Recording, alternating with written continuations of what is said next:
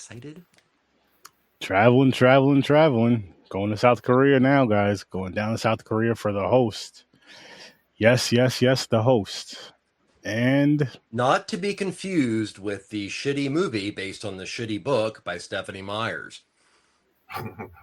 So if you're there's so thinking many that, movies called The you're Host. not going to get that. There's like 4 or 5 movies called The Host. Well, yeah, but the two famous ones are the Stephanie Myers adaptation and this, and yeah. This is Twilight crap. This is considered a kaiju movie, right? It's a monster movie. I think that's a question for later in just generalized in the show, because it is a very different kind of monster movie than a kaiju film. And that's why you don't hear people talk about The Host as a kaiju. So, all right, guys.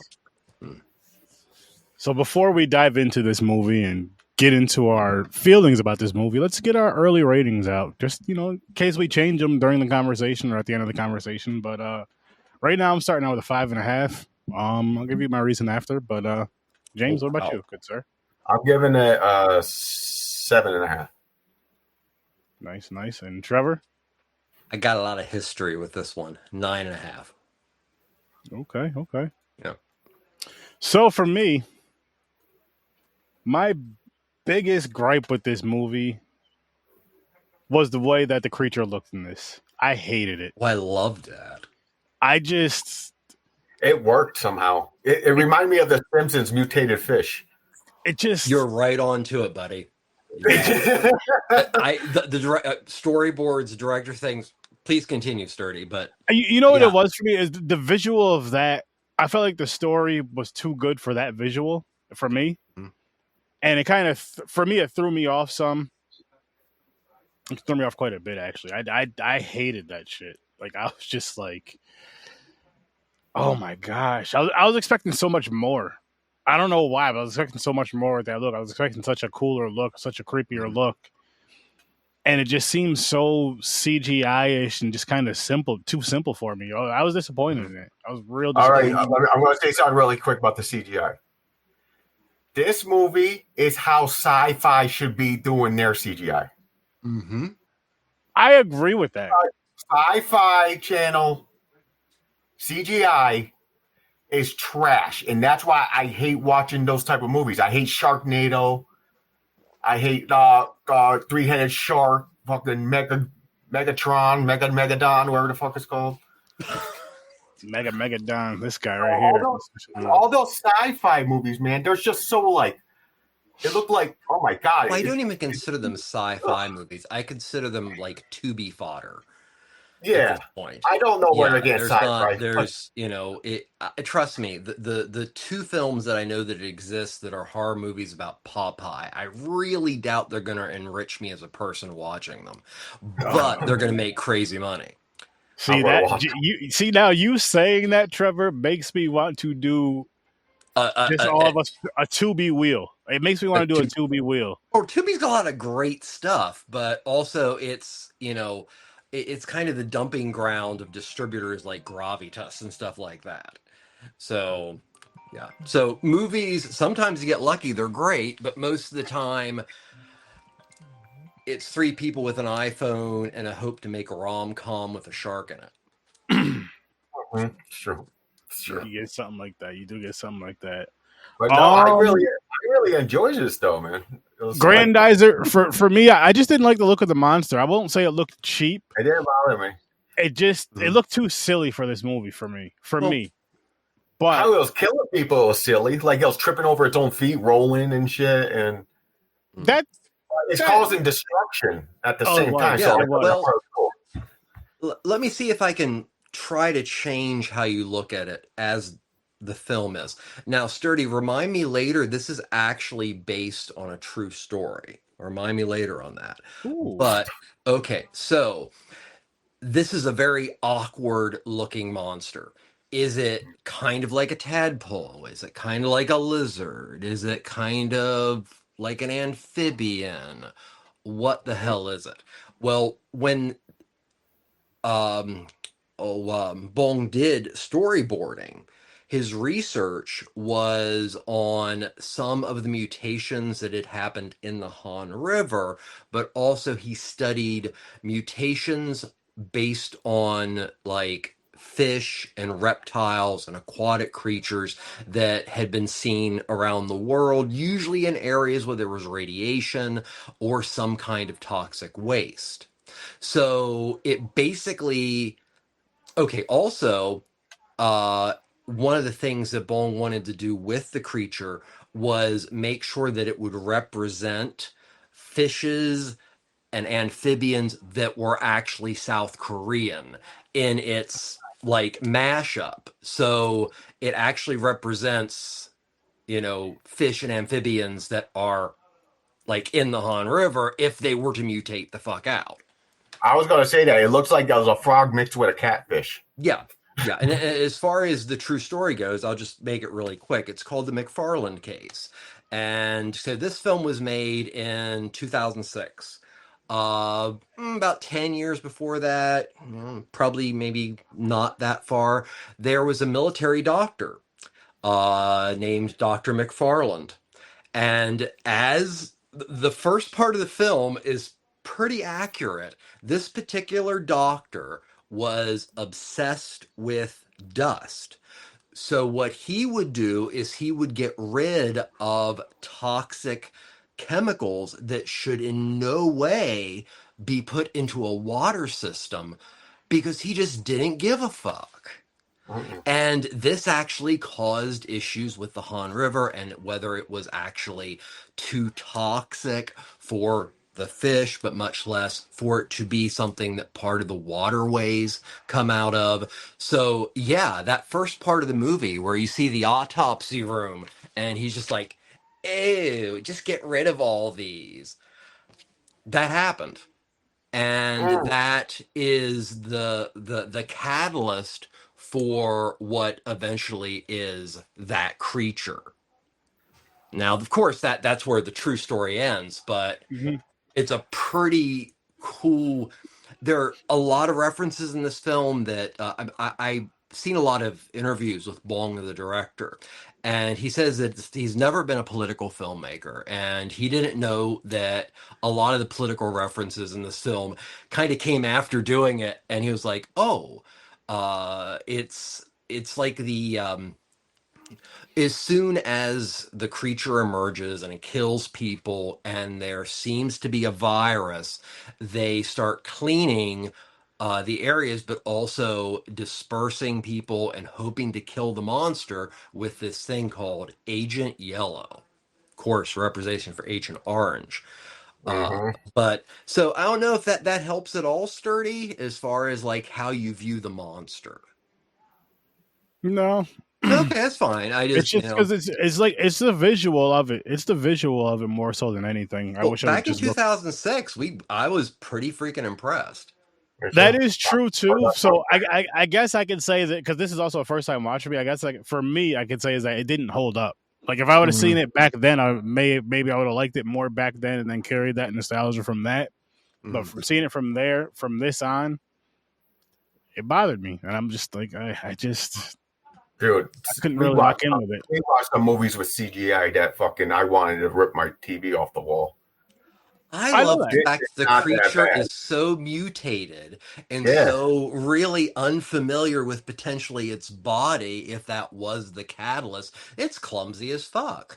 And It's the only just- way it's not clumsy is it has to literally use what's around it to function with its Move tail. around, yeah. Which is weird that that's even an evolutionary thing with it. It's such a mutation. Yeah. But it is. When it comes running at you, it's like me running at you. It's just not, it's clumsy. Yeah, And I clumsy. love that. I love, the scene in which it just like hobbles up into the one, large truck area, and it just literally like eats through people that are trying to get through, and then it comes out and it trips, and it, then people throw things at it and they trip. It's just, yeah, it's a very clumsy monster. And for me, being a monster fan so long, I felt it was cool seeing a monster that was that unfunctional as a threat. It went against a lot of the concepts of what is a monster. Yeah. So, Yeah, and you know what you can think about, I guess, and now that you mention it, is if that thing wasn't clumsy, how much more vicious it could have been. mhm. Oh, it's hiding. I mean, there is an element of sympathy you have to have for this animal. I mean, not to jump straight to the end, but yes, the creature is eventually killed, and it's killed with a compound of or mix of, that sounds better, mix of this Agent Yellow, which literally almost kills the protesters that are there, Mm-hmm. and also literally people throwing Molotov cocktails. And there are a lot of little things in this movie that are very, very important. So the guy that the brother talks to gives him the money. It's like, I want your bottles. And the guy whacks him. And then the next thing you know, he's like doing it. He's just like, I'm along for the ride, whatever, you know. And then this completely useless homeless guy is the one who actually kills the monster.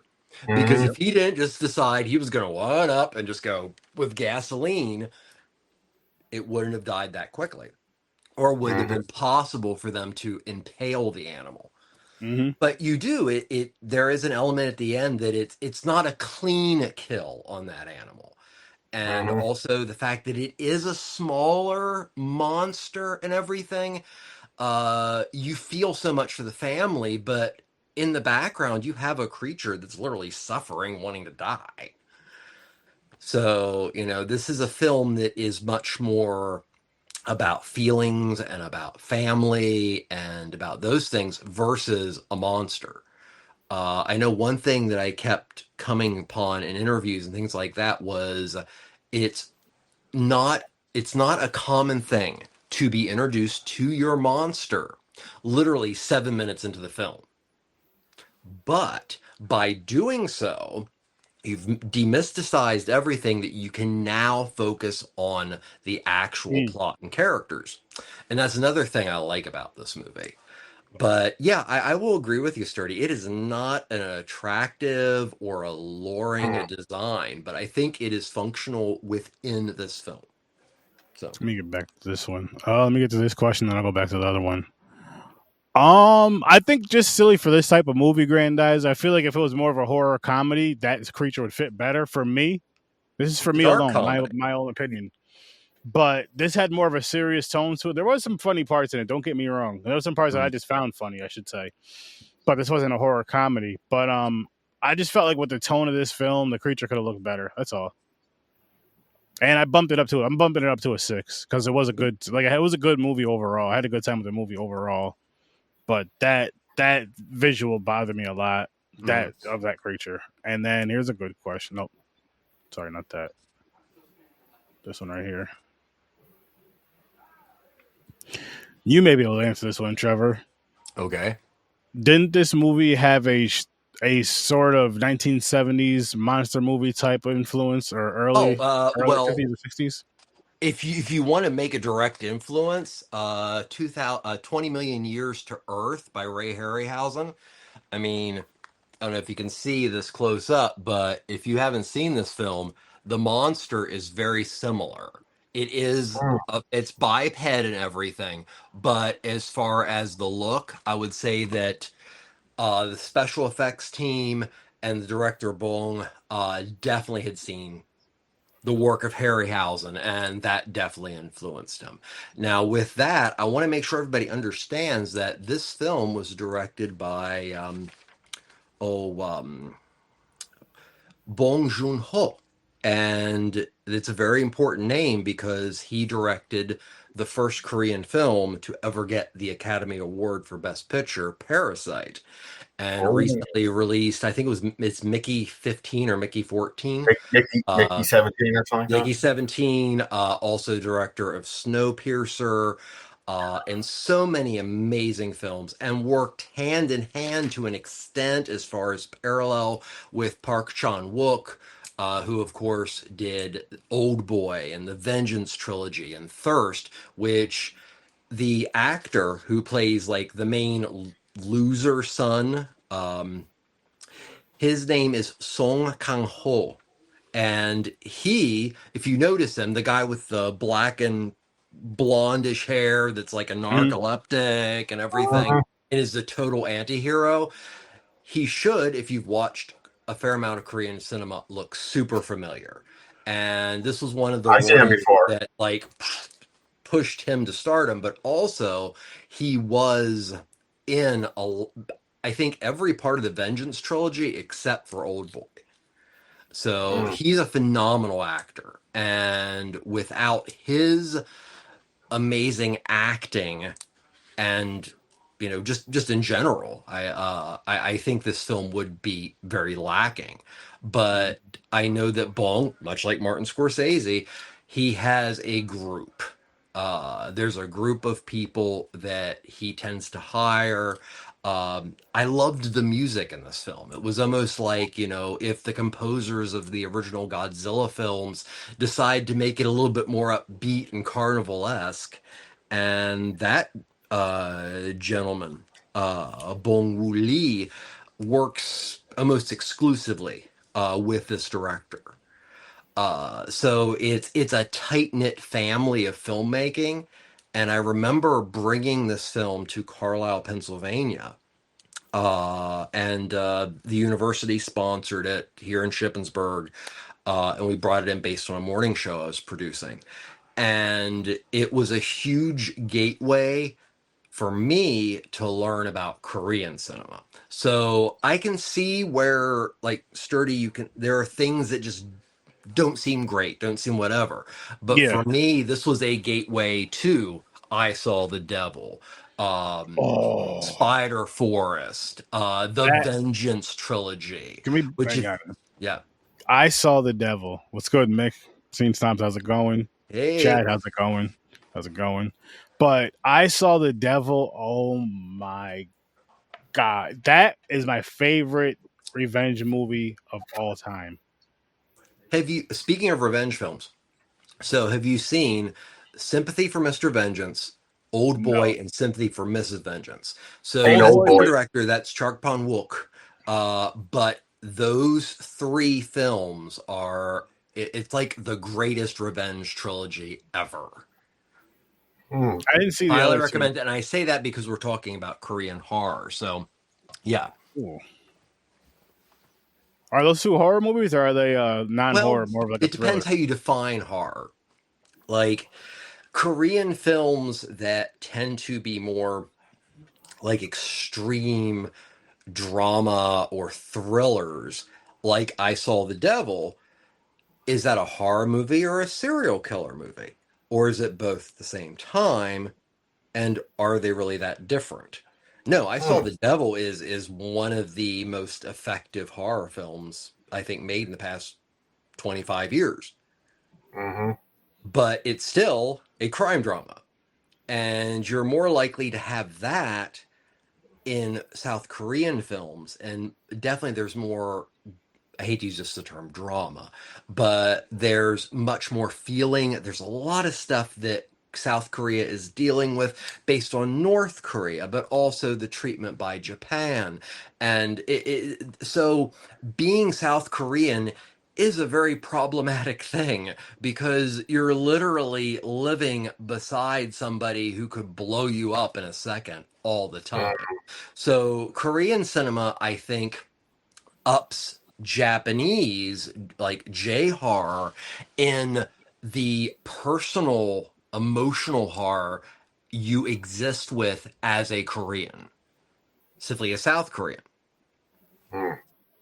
So, that's why I think like films like I Saw the Devil are amazing. And there's so many more that have Mm. not gotten a Blu-ray release that really should be seen.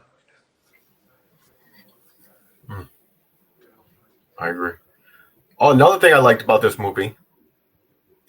So it was a dysfunctional family that never hardly see each other. They come Mhm. together to rescue the town idiot's daughter, the uncle and aunt, and the grandfather. they were working like as a team, but I felt bad for the main character, the father, because everybody through this whole mess still picks on him that he's a fucking idiot. In a way, they're like he's falling asleep. His brother's just kicking him. Like, look at this fucking moron. Like his dog, and all that shit. And and it just sucks because through this whole movie, he's being treated like that. Mm-hmm. His daughter still dies. He never saves his fucking daughter. Well, it's so keep going. Yep. So close, and I did not think it was going to end that way. I said, did they let the daughter die, but the little boy live? And he takes him in like cyclical. It's son? Crazy. Okay, so I'm going to take it back to about the middle of the film, in which the family has gotten out of the hospital. Of course, they're being sought after based on this supposed virus, and they automatically are like, okay, we know some people. So they meet with some like really low level crime people that basically take the grandfather, the older gentleman's, not just his stuff, but have taken all of his credit cards and everything. This is a person who knows running an exceedingly small business at that time that he officially will never get himself out of debt because he is now passing his livelihood to these criminals. But it means that much.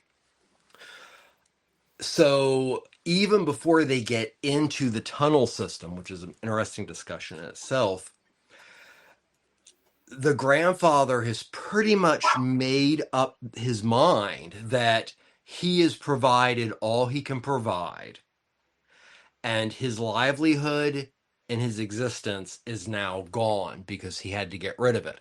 Did it in a second.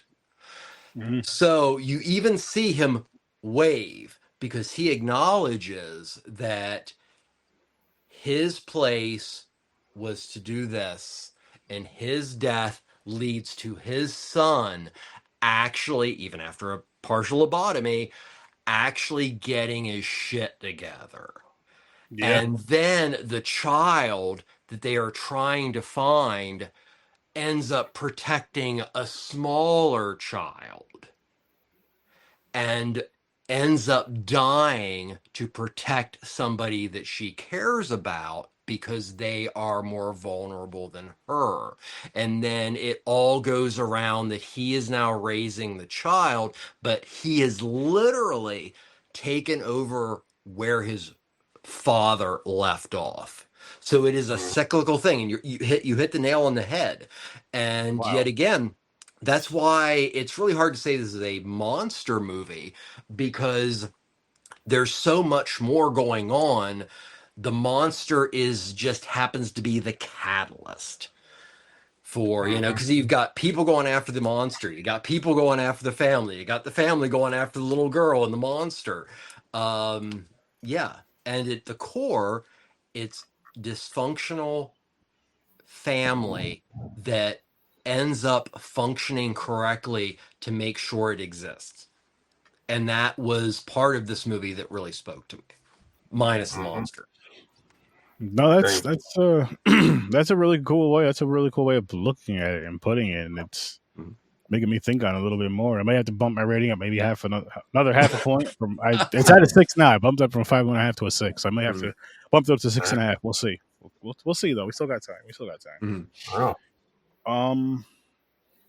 Shit, man. I've been having so much fun with these foreign movies, man. I've been on Indonesian horror movies lately. Oh my goodness. So have you run into this wonderful actress named Susanna? I've seen that movie. Susanna? Okay. Susanna, yeah. Yeah. So she was one of the most popular actresses in Indonesian horror films, probably doing about 40 or 50 of them roughly. Oh, wow.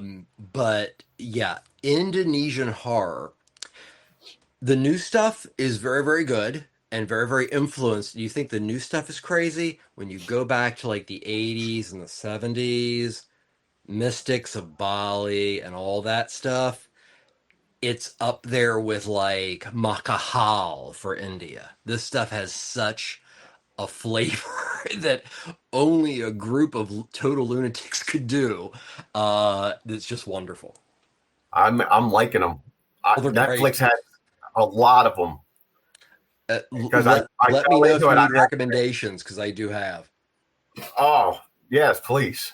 Yeah. Oh, we'll Oh, yeah. talk. We'll talk. And, We'll talk and behind the scenes soon, actually, because I'll be building some wheels. Cool. Yo, they don't play games with their horror either. It's like it's so much creepier, more intense. Like we say with the Korean horror movies. Mm-hmm.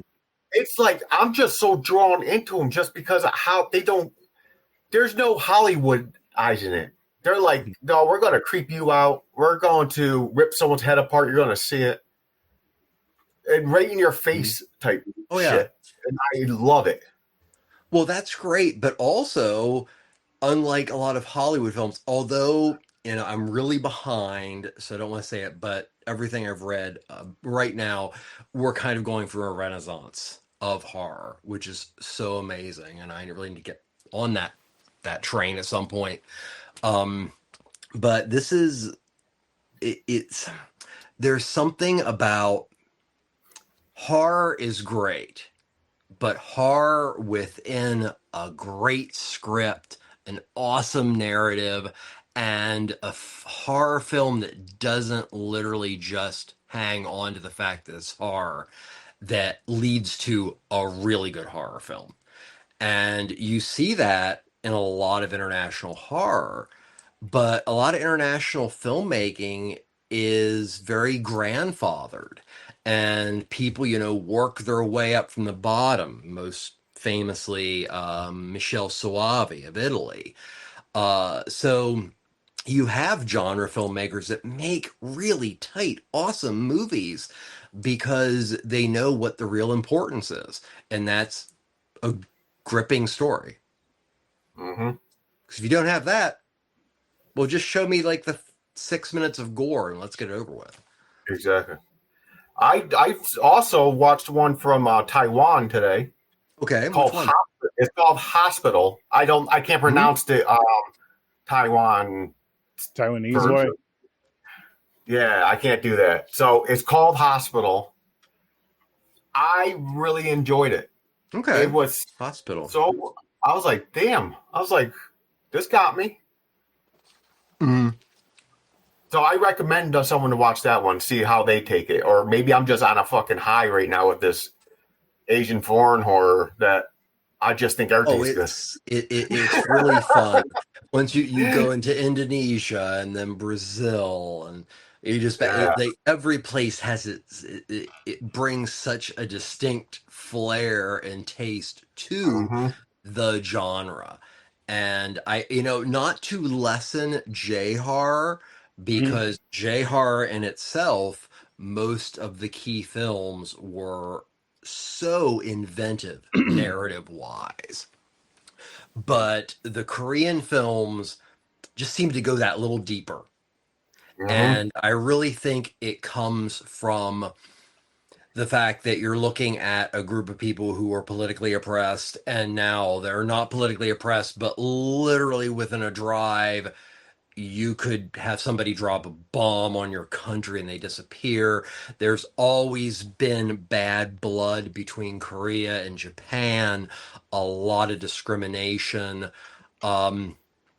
Korean horror films dig into that because South Koreans do have generational trauma. And that does bleed into the media. And in my opinion, and what kind of sold me on horror is kind of like what sold me on, Delta Blues, is one of the purest ways to present political discourse or fear or an interpretation of what is actually going on in your country that will not be suppressed is through the metaphor of horror. Mm. Just wanted to announce this really quick. So Tuesday, September 2nd, Tuesdays will be back Awesome. for Sturtoween. So we'll be doing Tuesdays and Thursdays at 8 o'clock Eastern Time. We'll be back to 2 movies a week for September and October. And then we'll be back to a regular schedule, kicking back off in November. But I'm excited for it. Like when we started doing this, the lives and all that stuff, we did start with Tuesdays and Thursdays for quite a few years. And then we're just like, you know what? Let's just do Thursdays because I was also doing Fridays Halloween at the time. is as close as it is. I know. Can't wait. It's good and bad. Agreed. Agreed. And Granddad's had a question for us. Mm-hmm. This is for all three of us. Do you feel you are either on the top of the horror movie releases, foreign and domestic, or do you feel like you have catching up to do? For me, 1,000%, I have a lot of catching up to do, but I'm never like I don't rush to movies anymore. You know what I mean? Like I don't rush to the theater. If I feel like going, I go. If not, I don't. If I get to them, I get to them. I'm at the point where like if I get to them, I get to them. I eventually do get to the ones that I really want to see anyway. But yeah, the newer ones that come out are like the back burner. Like I've been just watch free and streaming and shit. I grab those. And honestly, like when we spoil like every movie we talk about for the most part, so I like to be able to have those conversations and spoil them. So I don't even when I do see the newer films, I don't really necessarily like to touch on them too much because I like to just really talk about movies and break them down and spoil them, especially if we really enjoyed it and all that good stuff. And I don't want to do that for people that didn't get to see the movie yet. Now, if it's a movie that's, I'll say a year old plus, that's a whole nother story. Mm-hmm. At least here on Horror Surf 30.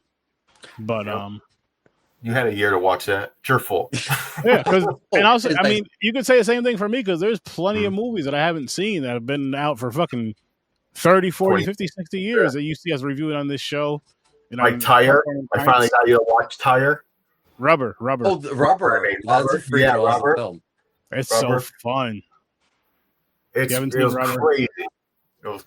I was like, what the fuck? It's awesome. It felt like film is not as good. It felt like you take a college class and you have to do a documentary. Class? Yeah, like a filming class. It was fun. Yeah, I need catching up to do because there's a lot of new movies I haven't watched yet, like The Monkey. I've just seen that the other day. I am going to see The Conjuring. I'm not gonna lie. That drops. I'm watching it. Yeah, I'm going to see that too. I'm going to So with the Conjuring franchise, I believe. Oh, that's for the most part. That's coming really soon, isn't it? September 5th. Yeah. Yeah. For the most part, I thought it was moved up. As far as originally, I thought it was going to be a Christmas movie. I thought it's. I know my son is very excited. It's September. Either it's the 5th or the 25th. I forget. 5th. September 5th. So it's coming out in like 2 weeks, 3 weeks. Yeah, tops. 2 weeks. Yeah. Yep. Now, can't wait. You brought up that there was a question about feeling like you always were trying to get caught up.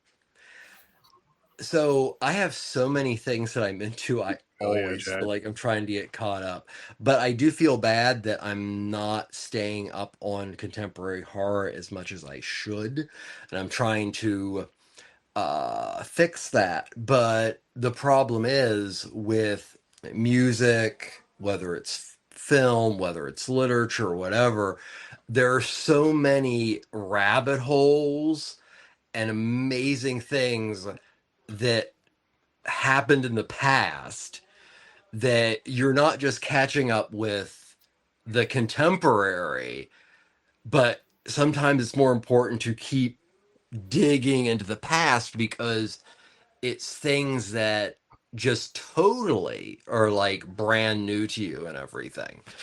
And, so yeah, I wish that I went to the theater more, but I even decided against going to see Texas Chainsaw Massacre, and that's the kind of thing that would get me to a theater. So,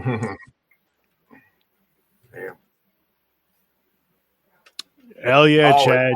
Same here, man. Same here. I can't freaking wait. Because I know you guys will be back on Tuesdays with us, which is gonna be 2 months of you guys on there is gonna be amazing, man. It's gonna be amazing. That's awesome. I'm see you guys. Oh, Aaron, Granddaughter had another comment I don't think we picked on yet. It said, if we ever seen Ambassador's foreign movie playlist, it might make our minds explode. You see that one? Foreign movie. No, he's talking about Trevor, saying that if we seen his foreign movie we had a lot of movies suggested by him, and they do blow your mind does want to blow apart. Yeah, I know. So I'm putting this out there in the airways now. I'm gonna challenge Trevor, which is gonna be easy for him. Mm-hmm. Okay. Trying to think of how many movies. I think at least I'll say 4 for now. Okay. But 4 foreign horror films for Sturtoween. I'll think of another theme. They have to be foreign horror, but I'll think of another theme to go with it. Other themes to go like with, you know what I mean, like a subgenre type, like maybe folk horror or something. Okay. To go with them. Let me think of that. Let me think on that, but definitely that. Yeah, definitely. Then, just let me know, and I know what I want. I know what I want. Things that 1,000% I haven't seen yet. I know I already want. I don't care what type of subgenre you pick. For November, I think I need 4 black and white horror films. Oh yeah, awesome. Any subgenre across the board, which just has to be horror. Okay, so that one's for what? When? That one's for November. Just need 4. Okay. And then the other 4, I'd say for like September/October-ish, because I'm doing my Sturtoween wheel. Mm-hmm. It'll be 16 foreign movies total. Okay, so country of your choice. 4 for that 4? One to start off with. Yeah, just foreign horror films. 4 foreign horror films. Okay. Any country. Brazil, Italy, up to you. I'll even say, if you can, do 4 different themes. If you can think of 4 different themes, or something creative. You know what? Surprise us. I know. Listen, surprise us. Let's go in the mind of Trevor. Oh, you don't want to go there.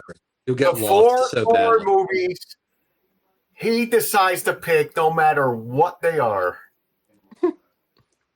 as long as they're horror and foreign. That will melt our minds. Like I'll say this: we did already review Cannibal Holocaust. Speaking of melt, have you guys seen the movie Body Melt? No. Okay, I might have to add that one. Jesus. That was Australia. Okay, you guys want to pop his head? Trevor's like a red box, man. Fucking God, remember Redbox? Yeah, I know. Does that still I feel old saying that. Yo, dude, they got outside of gas stations now Amazon pickup machines. Wow. Yeah. That probably took over Redbox, which nothing, and I'm sure we could all agree to this, nothing beats going to, whether it was the grocery store or the video store to rent movies. Nothing beats going to get that physical video and grabbing something here and there. You see the same people in there every Friday or Saturday, whatever day you went to go get your movies and video games, your little snacks and stuff, as long as you weren't getting in trouble. Like, for some people, it's your first big boy thing that you ever did, and you have to guy that you rent it until you return it because you did not want to be late to get the fees, and you had to make sure you had to rewind those fucking things. Yep, you got to rewind them. My anxiety was thinking back. I had my friends rent them, so I didn't have to deal with it. Even if I give them the money, I go, here, you rent it, you bring it home. I didn't want that responsibility because of anxiety. This is the thing that was hilarious about that, because it's always a running joke about be kind, rewind. But there was a lot of logic behind that. And a lot of VHS collectors understand it, that if you stopped the film in the middle and you exposed that part of the film, it usually ended up causing a glitch or some kind of damage. So if you rewound it, you made sure that once it was seen, it goes back to its proper place. So even though it seemed like a pain in the ass, it actually had its purpose in the long run. See, for me, rewinding it wasn't that big of a deal because there was times. I remember people used to have rewinders, which never made any sense. One of my neighbors had one. One of my neighbors had one. It was fun to use. I had like the huge Cuisinart equivalent of a VHS player, but I do remember it rewound rather slowly. So that was where these rewinders came in. Listen, them shits were fast as hell because you pop the tape in like this, like you push the tape in, push the rewinder down, and hit the button or whatever. Up. And, yep. Yep. Yeah. Oh man, I never seen one. No, I never seen it. I never owned one. The original, my neighbors had one of them shits. I lived next door with other poor people, Aaron. They couldn't afford anything like that. No, they were broke too. They just, you know how broke people just spend shit on money you shouldn't spend money on? That was just one thing they chose to spend money on was a rewinder. You could watch movies at home. My mother didn't care. It may have been one of those things that was like a Christmas gift type of deal. You know, you get something for Christmas that one time. Like a Laserdisc player. Oh man, I miss that era so fucking much, guys. Like just going analog. in there. Yeah. No, not that. Well, not too much of that. Technically, Laserdiscs were as close to analog and digital technology combined as there's ever been. The good old days when kids got out of the house. But, you know. Oh, drinking out the hose? Drinking out of the water, yeah. Right now, kids would be like, "What the fuck are you talking about? I'm not drinking that shit. I need my $6 smart water." Yeah, you see, you could, and you know what the crazy thing is? You would have said that to your mother back in the day. She would have there drowned you with that hose. Nowadays, you just look at you just look at the kid wrong, and it's just like, oh my gosh. There was a time I got kicked out of the house. Said, "Go out and play. I'm not unlocking the door until 7 p.m." I like to be outside all day. Use friends' bathrooms and shit, or pee in my yard. This guy's never pee in my yard. No, I did, because one time I didn't feel like going nowhere. So I was like, no one's home. You can't take a piss in your yard, you know. Yeah. So I used to go have freedom outside near the garbage can in the garage where the fence is for the next door neighbor. Mm-hmm. Pissed right there every time. Oh my. Yeah, drink out of the hose now. We know what's in there now. We're fine. Look at us now. We're fine now. I feel there's a glory hole joke somewhere here between the hose and peeing, but I don't know exactly how it fits. But there is, and it could be. There's something there. There's something there. We're behaving today. Hose water, for some reason, I don't like water, but when I was a kid, I hated water. But they're like, drink the water, you're going to dehydrate. It had to be hose water. Not tap. I had to have hose water because it has a flavor of, I don't know, the rubber hose or whatever the fuck it is. I know I know what you're talking about because with hose water, it tastes like rocks and metal. I hate it. Because I remember with hose water, like you turn it on, you let it go for maybe like a good 30 seconds to a minute, and then it gets cold. Cold as fuck. You're like, this is nice right here. This is nice right here. Because you're always running around, you're hot. You don't just drink it, but you like the only time you get to the hose water, like, you know what I mean? Like, say if you'll go to a water bottle quicker, but the hose water seems like it's more refreshing because you're like, listen, I'm hot, I'm thirsty as fuck. Listen, this stupid ass water bottle ain't doing shit. Let me go to the hose and let me get my drink. It's like drinking a Gatorade. Like you get your electrolytes back and everything. Whatever the hell was in that hose take water. This hose, you know. It's like 5 minutes leaning forward. You start running around. You start running around again like you fucking we're on drugs or some shit. Like you have just your energy's back like that with some hose water. There you go, Grandizer. But honestly, what water system were you dealing with? Listen, man, the hose water was something else. It was just nice and cold and refreshing. And I mean, as a kid, as a younger age, we had more energy anyway. So like.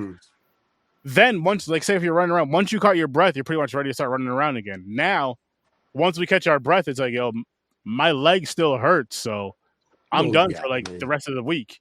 I don't even know why the hell I did that stupid shit. Here I go again, running around my nephews thinking I'm young. No, fuck that. Absolutely not. Absolutely not. You know what I mean? But as a kid, yeah, you drink some hose water. As my father says, growing old is not for the weak. So it's not. No, it's not. No, yeah. But tomorrow I plan on watching another foreign horror movie. Probably Indonesia. I'm gonna try. I'm stuck on just Indonesian movies. Well, I'm gonna keep sending me the damn movie posters, and I'll have a couple picked out. But shit, man. Shit. I guess I'll spin the wheel. I almost forgot all about Yeah, that. do it. Oh yeah. See what we got next week. Yeah, I'm curious. Got 3 What movies on there country? right now, but we'll be switching some things around. 'Cause I think there's 2 What weeks left country? of What backpacking. country?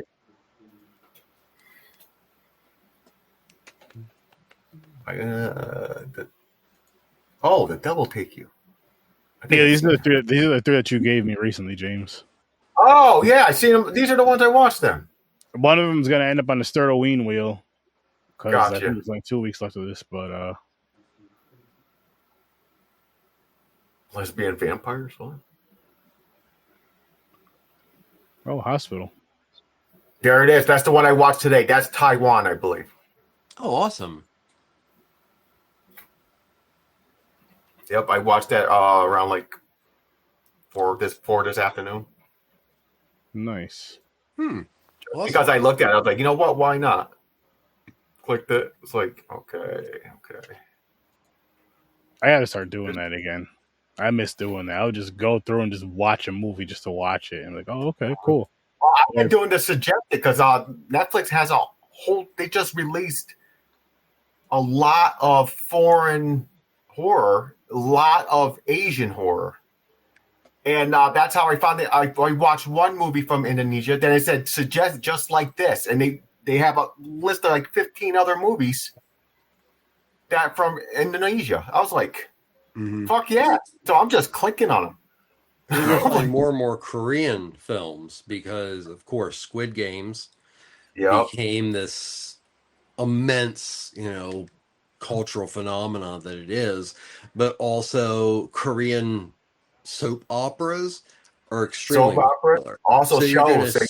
Yep. Horror shows called Bloodhounds. Yep. And shit like that. There's like they got their own stuff like that. I watched a couple. I was like, hell yeah. Yeah, I gotta check some out. I definitely gotta start checking more out. But shit. I guess we can wrap this one up, gents. This was a good time. It was This a is lot a good of fun. time. It's always fun to revisit this film for me. We will be back here again next week at 8:00 and catch us Saturday. This Saturday, we're reviewing Less Than Zero and Red Dawn over on Popcorn and Pints. Oh my God, Red Dawn. 9 Never o'clock. seen any of them. Oh, Neither it's me. such a horrible Neither have film. Okay, so before you watch Red Dawn, I'm just going to put this in your head. Uh-oh. Okay, so it was in the 1980s. You're in the Reagan administration. When you watch that film, think about like Ronald Reagan and George Bush having a circle jerk. It is one of the biggest propaganda films that Hollywood has ever put out. Damn. All right, if it's just 2 people, wouldn't that be more like line dancing, like line jerking? Well, yeah, I mean, I It'll don't be know. a face off. I mean, some other. Head to head. Here we go. Grandizer has one more. He said he has one more Kissinger. question before we So, go. Oh, I'm listening, Grandizer. Bush, Reagan, and Kissinger. There you go. So at least you have a triangle. So A triangular choke. yeah. The Cold War. That's the question. If it's about the Cold War, I have no And idea. throw Gorbachev in there for good measure. I mean, the guy has brought a wall down, so he's probably packing. So Yeah, I've never seen these. I've never seen these movies, so I don't fucking have no clue what they're about. I don't know if they're war movies. I don't know. Oh, Red shit. Dawn sounds like an Asian war movie. Is it? Chad, if you're free, join us, man, for Red Dawn and what was the other movie again? Less Than Zero. Less Than Zero is awesome. That movie, because that's at the time Robert Downey was a full-on drunk, and he plays a full-on drunk. Okay. Yeah, and I think it's is it James Spader? It's also in that who plays his typical kind of creepy self.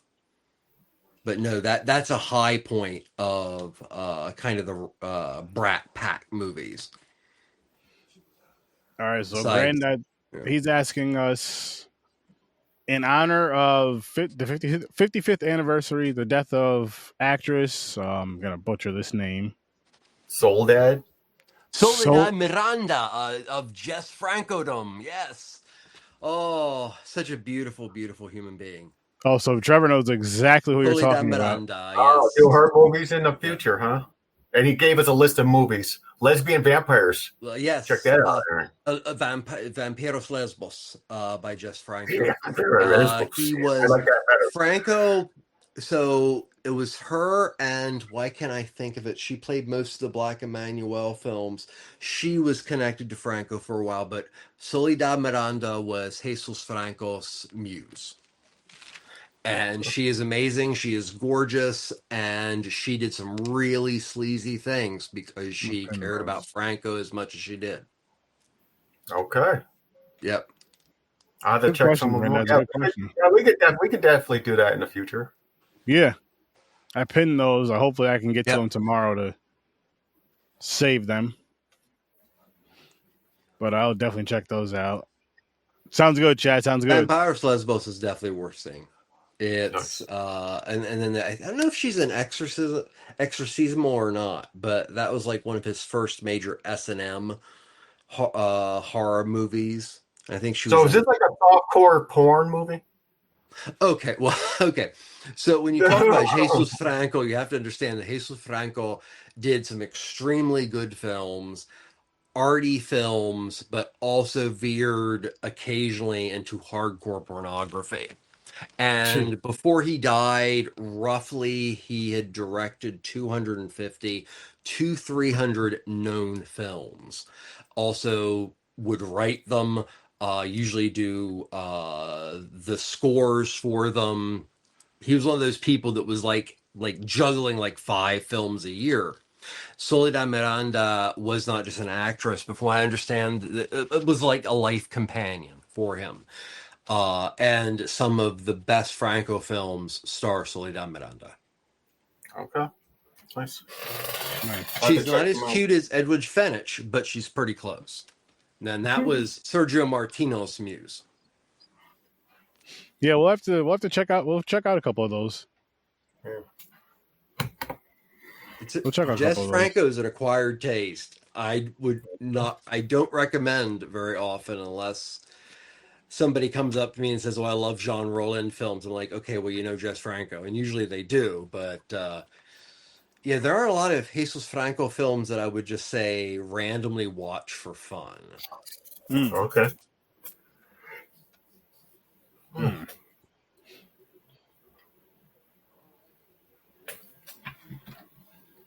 Granddaughter, Jesus. I have a wife. What? Mm. I have a wife. Does this Trying go to get back me to in the trouble hose there. thing? No, he's telling me to look up her. She's so hot. It's like I'm looking up women on my thing. What is it, Soledad? Looking up women on your thing? This computer. Oh, That's Okay. I see. Oh, I know who she is. I see movies with her in it. I feel like I have too. Yep. Yeah, she's hot. Oh yeah, Soledad Miranda was amazing. Yeah, we'll check out some of her movies. We'll check out some of her movies. But Wrap this one up. Yeah, we're gonna wrap this one up. Make sure you guys check out Ambassador Media. Check out Trevor all over. Check out Popcorn Not and all over, Pints. but Well, as far as the Ambassador Media, as far as where Yeah, Ambassador Media goes, follow him socially, like social media wise, not Mm. physically. That's not good. That's stalking. And that's kind of bad. stalky. Yeah. Popcorn and Pints. You'll see me and James there every Saturday at 9:00 Eastern time, along with some other knuckleheads. And like I said, this weekend is Less Than Zero and Red Dawn. Red Dawn. Thank you, guys. We'll be here next Thursday for the movie Hospital, which is going to be another good time. Can't wait for that. I'm very excited for that. I love these foreign films. So we're going to be sticking around. They're going to be sticking around for a while. They may be sticking around for the whole Sturtoween thing because we've been having a lot of fun with these foreign films, which, yeah, I'm really leaning towards that. But we're going to get on out of here. So make sure you check us out. Horror Research 30, Popcorn and Pints. Thanks, Granddaughter, for joining. Yes. Video thank Store you. Clerks, the Scene Snobs, all them guys. I'll see you in your nightmares. Have a great night. Peace. Peace. And thank you.